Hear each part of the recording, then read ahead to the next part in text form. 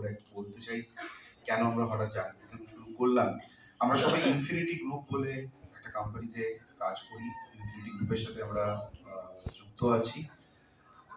Infinity হচ্ছে basically Salt Lake sector 5, আজকে পশ্চিমবঙ্গের যখন যেখানে তথ্য প্রযুক্তি আইটি সেক্টর যেখানে আমাদের তৈরি হয়, প্রথম যখন পশ্চিমবঙ্গ সরকার ডিসাইড করলো, একটু লেট করেই করেছেন, বাট করেছেন যখন যে না এখন আইটি নিয়ে কাজ করা উচিত, কেননা ভারতবর্ষে অনেক জায়গায় শুরু হয়ে গেছে, ব্যাঙ্গালোরে আরম্ভ হয়ে গেছে, তখন বেঙ্গল মনে করে যে না এখন ইটস এ রাইট টাইম যে আমরা আইটি সেক্টর তৈরি করবো। তো সেক্টর 5 কে চিহ্নিত করা হয় যে প্রথম আইটি সেক্টর করা হবে। তারপরে প্রথম আইটি পার্ক ইনফিনিটি গ্রুপ তৈরি করে।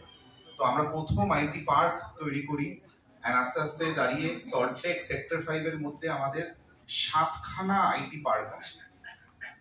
500 আইটি কোম্পানিজরা আমাদের টেনেন্ট আমাদের বিল্ডিং এ আছে।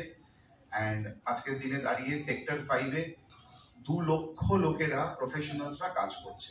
পুরো ইস্টার্ন ইন্ডিয়াতে এটাই একটা হাব বলতে পারেন, যার জন্য নিউ টাউন তৈরি হয়, আস্তে আস্তে করে স্কেল আপ হয়। তো ওভার দ্য টাইম আমরা যখন আইটি সেক্টরদের সাথে আরো ক্লোজলি কাজ করি, করতে করতে দেখা যায় যে আমরা হেলথ অ্যান্ড ওয়েলবিং নিয়ে খুব মানে সাস্টেনেবিলিটি, হেলথ অ্যান্ড ওয়েলবিং এইসব নিয়ে সবসময় প্রথম দিন থেকেই আমরা খুব ভাবনা চিন্তা করতাম।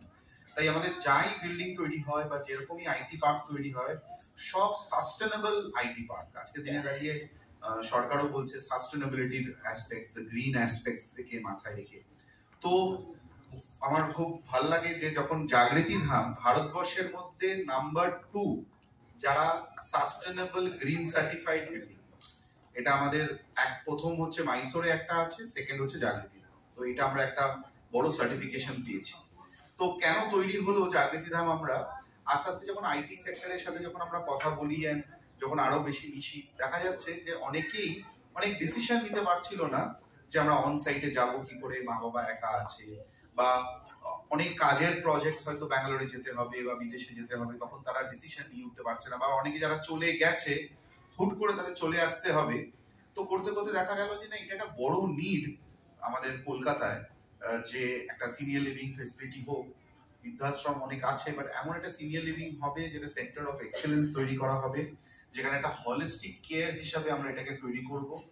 তো আস্তে আস্তে জাগৃতি ধামের কনস্ট্রাকশন শুরু হয়। পুরো প্রজেক্টটা হচ্ছে আমাদের কর্পোরেট সোশ্যাল রেসপন্সিবিলিটি, কোনো আলাদা করে প্রফিট করার মোটিভ নয়। পুরো ইনফিনিটির কর্পোরেট সোশ্যাল রেসপন্সিবিলিটি হচ্ছে জাগৃতি ধাম। বাট জাগৃতি ধাম একটা করে তো সমাজের প্রবলেম আমি সলভ করতে পারবো না। আমাদের প্ল্যান আছে ডাউন দ্য লাইন, আমাদের যিনি chairman mister Rabindra Chamaria, founding trustee, and আমার ওনার ছেলে মিস্টার পুলক চমারিয়া, যে আমরা বিভিন্ন জেলায় এটাকে নিয়ে যেতে চাই। বিভিন্ন ইস্টার্ন রিজনে, জামশেদপুর থেকে প্রচুর তৈরি আসে, কোনো সিনিয়র লিভিং নেই, ভুবনেশ্বর থেকে আসে। তো আমরা আস্তে আস্তে করে এটাকে স্কেল আপ করবো। 1 বছর বয়স হয়েছে, 1.5 ইয়ার্সের মতো। আমরা ঠিক করেছিলাম যে যখন এই জাগৃতি ধামটা তৈরি হবে, ওতে একটু টাইম লেগে গেছে, বিকজ নর্মাল একটা রেসিডেন্সিয়াল বিল্ডিং তৈরি করা ইজি, বিকজ আমি তাড়াতাড়ি করে বেঁচে দিতে পারবো। বাট এখানে আমাকে একটুখানি কাছের জিনিসগুলো একটুখানি ভেবে চিনতে, ডিজাইন অ্যাসপেক্টস গুলো মাথায় রেখে, আর্কিটেকচার গুলো মাথায় রেখে করা, ফান্ড অ্যালোকেশন করা, কোথা থেকে ফান্ড আসবে না আসবে করে আমাদের 4-5 বছর টাইম লেগে গেছে। বাট যখন তৈরি হয় আমাদের এখানে, আমরা ঠিক করেছি যে আচ্ছা, অনেক ডক্টর চৌধুরী আছেন, উনিও খুব ভাবে সাপোর্ট করে, ডক্টরস আর দেয়ার, যে এখন অনেক প্রবীণেরা অল্টারনেটিভ মেডিসিন নিয়েও খুব চাইছে যে একটা অল্টারনেটিভ মেডিসিনের অ্যাসপেক্ট যদি হয়। তো আমরা আমাদের সেকেন্ড ফ্লোরে state of the art Ayurvedic centre launch করেছি। 1 মাস হলো, এটা ইনগরেশন আমাদের 1 ডিসেম্বরে আছে, বাট অপারেশনাল হয়ে গেছে। তো একটা আয়ুর্বেদিক সেন্টার জীবা গ্রাম বলে, ফরিদাবাদে খুব বড় কাজ করছে ওরা। তো ভাবনা এটাই ছিল যে অনেকেই আছে যাদেরকে কেরালায় যেতে হয় আয়ুর্বেদিক ট্রিটমেন্টের জন্য। তো পশ্চিমবঙ্গের লোকেদের অত দূরে না গিয়ে তারা জাগৃতি ধামে আসতে পারবে, 2 দিন থাকতে পারবে, তাদের আয়ুর্বেদিক কোনো ট্রিটমেন্ট, বিকজ আয়ুর্বেদার একটা প্যাকেজ হয়, 3 দিনের প্যাকেজ, 5 দিন, 7 দিনের প্যাকেজ। তো সেটা আমাদের আয়ুর্বেদিক সেন্টার একটা তৈরি হয়েছে। এখানে আমাদের যা যা ফেসিলিটিস আপনারা দেখলেন সব ইনহাউস, আমাদের কিচেনের স্টাফ থেকে আরম্ভ করে আমরা সব নিজেদের মতো করে নিজেরা করি। আপনাদের একটা ট্যুর দেওয়া হবে, গেমস এর জায়গা, মুভি দেখানোর জায়গা থেকে আরম্ভ করে আমরা সব রেখেছি।